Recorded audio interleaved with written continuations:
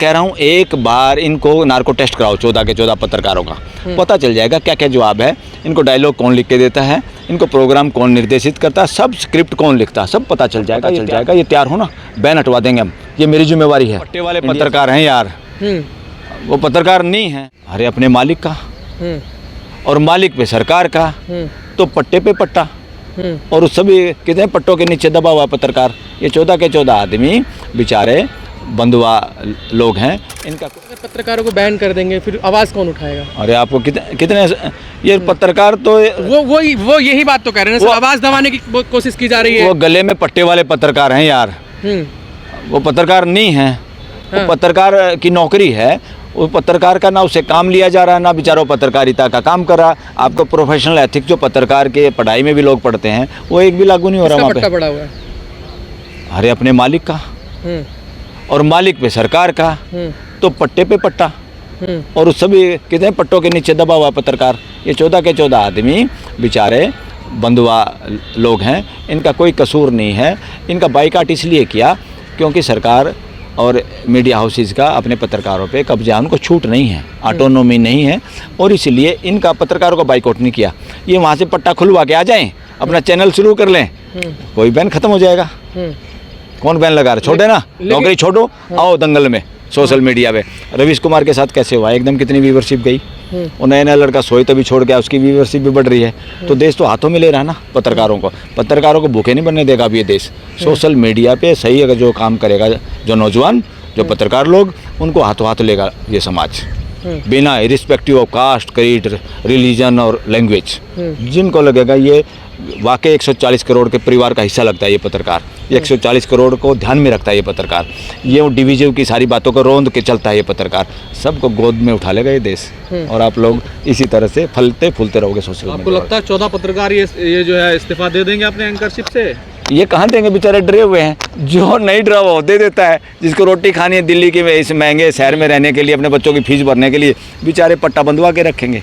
आएंगे तो स्वागत हो जाएगा। यूपी का लियाकत कह रही है मोहब्बत की दुकान खोलने वाले नफरत बांट रहे हैं, ऐसे लोग हमारा बाइकआउट कर रहे हैं। वो ये डायलॉग भी उसको अपना नहीं है बेचारी का, ये डायलॉग भी उसको लिख के दिया किसी ने, वो भी राहुल गांधी पर निशाना साध रहे हैं। अरे मैं कह रहा हूँ एक बार इनको नार्को टेस्ट कराओ 14 के 14 पत्रकारों का, पता चल जाएगा क्या क्या जवाब है। इनको डायलॉग कौन लिख के देता है, इनको प्रोग्राम कौन निर्देशित करता है, सब स्क्रिप्ट कौन लिखता है, सब पता चल जाएगा। ये तैयार हो ना, बैन हटवा देंगे हम, ये मेरी जिम्मेवारी है।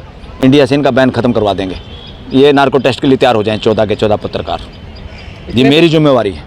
हम वकीलों की जिम्मेवारी है। इंडिया गठबंधन को कहेंगे बैन उठाओ, उठा लेंगे। इतने दावे से कैसे? और क्या लगता है कि इसलिए दावे से कह रहे हैं ना कि उन्होंने बैन इसलिए नहीं लगाया कि इन पत्रकारों से कोई नाराजगी है, इन नौजवानों से कोई नफरत है। उनको सिर्फ ये जो काम नहीं कर रहे, या जो देश को गलत दिशा में ले जाना चाहते हैं, या देश को मैनिपुलेटेड खबर दिखाना चाहते हैं, उससे बचने और बचाने के लिए ये बैन है।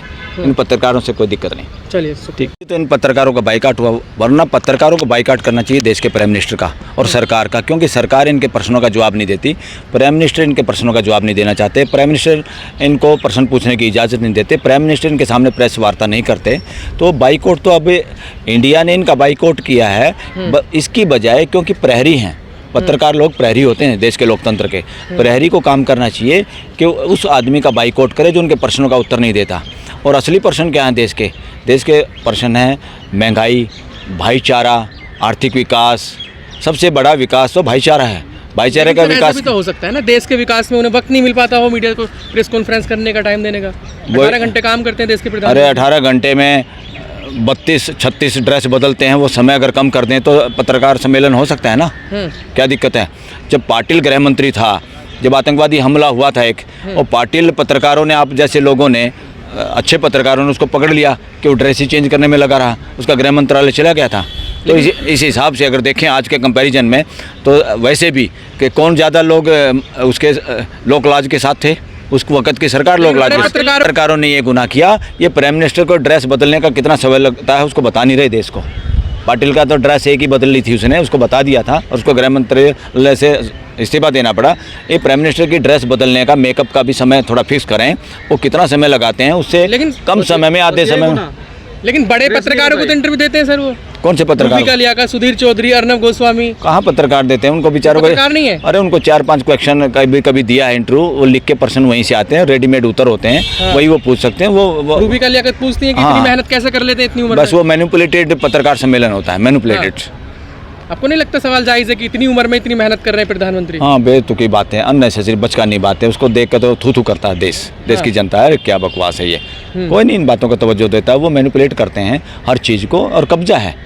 असल बात तो चैनल पे कब्जा है। चैनल पे कब्जा किसका है? जो मालिक हैं वो पूंजीपति हैं। पूंजीपति हर तरह का काम करते हैं, कई तरह के वायलेशन करते हैं, और पूंजीपतियों के इसी कमजोरी की वजह से उनमें दम नहीं है और सरकार का कब्जा है। लेकिन आपने बहुत वो लंबे कौन से मुद्दे? सरकारों ने मुद्दे ये उठाए कि कहीं पे लिंचिंग हो रही है, कहीं पे कोई बजरंग दल और फलाना दल, हमारे यहाँ नूह में हरियाणा में भी पहली बार इस तरह की कोशिश हुई। वो मुद्दे उठाने की बजाय भाईचारे का इंडेक्स कम हुआ, वो मुद्दे उठाने चाहिए। और धार्मिक आस्था के आधार पे औरों की तो आस्था हिल जाती बहुत फटाफट। इन्होंने उसको बजरंग बली को लेके घूमे ही हैं गली गली मोहल्ले मोहल्ले कर्नाटक में। उनके वो आस्था नहीं, आस्था वोट लेने की चीज़ है क्या? आस्था इंडिविजुअल लोगों की है। उसके बाद भी जब वोट पे मोहर लगाओ तो बजरंग बली को ध्यान रखो, ऐसा ध्यान रखा तो बजरंग बली को भी एहसास करा दिया कि बेवकूफ़ होके हाथ में मत आओ, इनके चंगुल में मत फंसो। तो बजरंग बली के प्रति किसी की आस्था है वो एक सेपरेट बात है, मगर बजरंग बली के सारे उन लोगों ने, बजरंग बली के लोगों के मन की बात ही बजरंग बली की बात है, और उन्होंने ऐसा स्टैंप लगाया, वो सरकार बदल गई कर्नाटका में। तो उन्होंने अच्छा ही काम किया। नहीं तो असली मुद्दे तो क्या है, देश के लोगों का जीवन स्तर कैसा है, महंगाई है, बेरोजगारी है, भाईचारे का इंडेक्स हमारा गिरा है, एक दूसरे से भयभीत, एक दूसरे की धार्मिक ऐसे सौणीता, मतलब टॉलरेंस नहीं करना एक दूसरे को, ये सारे के सारे मुद्दे हैं लेकिन सर आपने जो बहुत उठाने चाहिए। लंबे समय से मीडिया को देखा है। इससे पहले जो सरकारें थी, क्या मीडिया जो आज काम कर रहा है पिछले समय में वैसे ही काम करता था? नहीं, अब कुछ ज़्यादा डरा हुआ है, कुछ ज़्यादा डरा हुआ है, कुछ ज़्यादा गलत वो काम कर रहा है, ये लोगों को अच्छा नहीं लग रहा। और मीडिया तो इतना ज़बरदस्त प्रहरी है, क्या औकात है फिर नेताओं की, इन पार्टियों की कोई गलत काम कर दें? मीडिया में तो पत्रकारों को बेचारों को स्वतंत्रता नहीं है, ये बंधक हैं बेचारे, जिनका बैन वो किया ना, असल मायने में उन 14 आदमियों का विरोध नहीं किया। वो 14 तो किसी दबाव बस ये काम करते हैं, वो अपनी इच्छा अनुसार थोड़ा करते हैं। इसके दबाव में काम करते और सरकार के दबाव में, अपने मालिक के दबाव में, जिनका चैनल है, नौकरी करनी है। इसलिए जो हर जगह पे बैठे हुए ना आदमी, हर चैनल पे तय होता है कि कौन सा एजेंडा चलेगा।